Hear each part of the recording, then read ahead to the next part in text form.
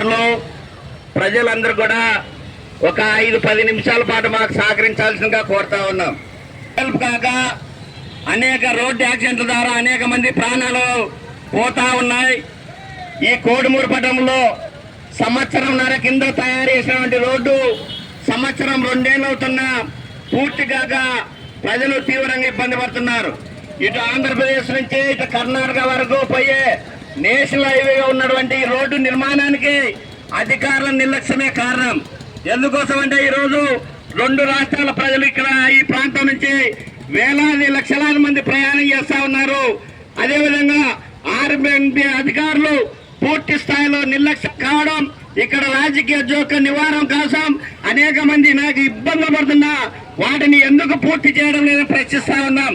అయ్యా కోడుమూరు ఎమ్మెల్యే గారు, ఈ ప్రాంతంలో ఈ సంవత్సరంన్నర నుంచి ఇలాంటి మెయిన్ రోడ్డు పూర్తి కాకపోతే ఇక్కడ ప్రజలు ఒకవైపున ఆరోగ్యంతో మరోవైపున యాక్సిడెంట్లతో చాలా మంది మరణించారు. కాబట్టి అందుకోసం ప్రభుత్వం డిమాండ్ చేస్తా ఉన్నాం, లక్షలాది మంది తిరిగే ఈ రోడ్డుని ఇలాంటి రోడ్లను అభివృద్ధి చేయకుండా మీరు ఏ విధంగా రాష్ట్రాన్ని అభివృద్ధి చేస్తాం కోరుతా ఉన్నాం.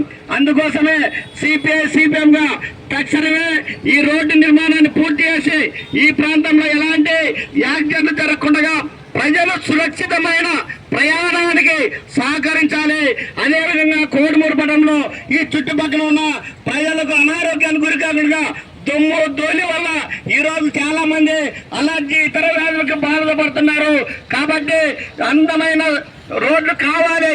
ఎందుకంటే ఈరోజు అన్ని కూడా రోడ్డు వాళ్ళు, రోడ్ ట్యాక్స్, కార్లు, బస్సులు అందరూ కూడా ఈరోజు 2 వీలర్ వెహికల్ నుంచి ప్రతి ఒక్కరు కూడా రోడ్ ట్యాక్స్ చెల్లిస్తా ఉన్నారు, ప్రభుత్వం చెల్లిస్తా ఉన్నారు, ప్రజలు డబ్బులు చెల్లిస్తా ఉన్నారు.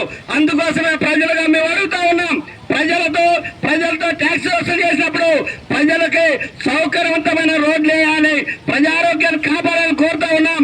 అందుకోసమే ఈ రోజు మీకు ఏదైనా చిన్న ఇబ్బంది కలిగిన వాహనదారులు పెద్ద మనసుతో ఈ రోజు 5 నిమిషాలు ఇబ్బంది కలగవచ్చు, భవిష్యత్తులో ఈ రోడ్డు పూర్తయితే అనేక మందికి ఉపయోగపడుతుంది. కాబట్టి ఈ కార్యక్రమానికి అంతా కూడా సహకరించవలసిందిగా పోలీసు వారికి, ప్రజలకు కూడా విజ్ఞప్తి చేస్తా ఉన్నాం. ఇప్పటికైనా ఆర్ఎన్బి సిపిఎస్ మరింత చేసిన అఖిలపక్ష నాయకులకు, వామపక్ష నాయకులకు మనస్ఫూర్తిగా నమస్కరిస్తూ, సోదర సోదరులారా,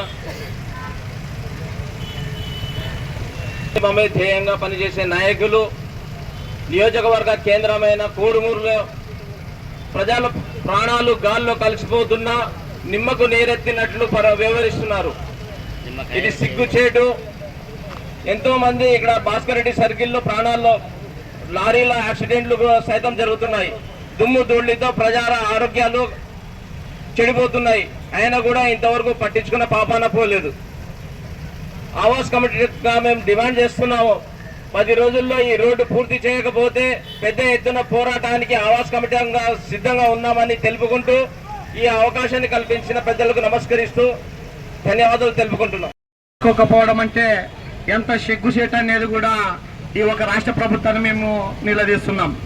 ఈరోజు రాష్ట్ర ప్రభుత్వము చంద్రబాబు నాయుడు గారు సంక్రాంతి ముందున ఎక్కడైతే గుంతలు ఉన్నావో, ఎక్కడైతే ఏమున్నావో అవన్నీ కూడా పూడ్చివేసి దానిని మరమ్మతులు చేస్తామని చెప్పిన చంద్రబాబు నాయుడు గారు ఇప్పుడు కోడుమూరు ప్రాంతంలోన గల్లీలోన చెప్పుకుంటూ పోతుంటారు. ఈ ఒక గుంతలు, ఈ ఒక చెత్త చెదారము, ఈ దుమ్ము ధూళితోటి రోడ్డు పైన ఉన్న ప్రతి ఒక్కరు కూడా ఎంత ఇబ్బందులు పడుతున్నారో తెలుస్తుంది. అలాగే కోడుమూరు ప్రాంతంలోన ట్రాఫిక్ సమస్య ఎక్కువైంది. ట్రాఫిక్ సమస్యను పోలీస్ యంత్రాంగము రోడ్లపై ఉండి ఎంత ట్రాఫిక్ సమస్యను చూసినా కూడా ప్రజలకు పట్టించుకునే రీతిలో ఉన్నారు. ప్రతి ఒక్కరు కూడా ఈరోజు ప్రజా సంఘాలు ప్రతి ఒక్క సంఘం నాయకులైతేమే ఈరోజు మేము ఒకటే చెప్తున్నాము, కోడుమూరు రోడ్డు వేయకపోతే కోడుమూరు టౌన్ బంద్కు పిలుపుని గ్యారంటీ ఇస్తాము. కోడుమూరు టౌన్ బంద్ను పిలిపించి కోడుమూరును బంద్ను చేయడానికి కూడా సిద్ధంగా ఏర్పడి మేము ఎప్పుడైనా కానీ వామపక్షాల పార్టీలు పిలిచిన వెంటనే ప్రజా సంఘాలతోటి అన్ని సంఘాలతోటి కూడా కలుపుకొని కూడా ఉమ్మడిగా ఎప్పుడు కూడా ఉమ్మడిగా కలిసి ఉంటామని చెప్పి కూడా ఈ సందర్భంగా మేము డిమాండ్ చేస్తున్నాం. మొన్న ఈ కోడుమూరు ప్రాంతంలోన ఎన్నో రోడ్లు ఇడిచిపెట్టేశారు. గోరంట్ల రోడ్డు చూస్తావా, ఆ గోరంట్ల రోడ్డుకి దిక్కు దివాణం లేదు. రవాణా ఇచ్చే రోడ్డు అది, నిత్యముగా జరిగే రోడ్డు అది.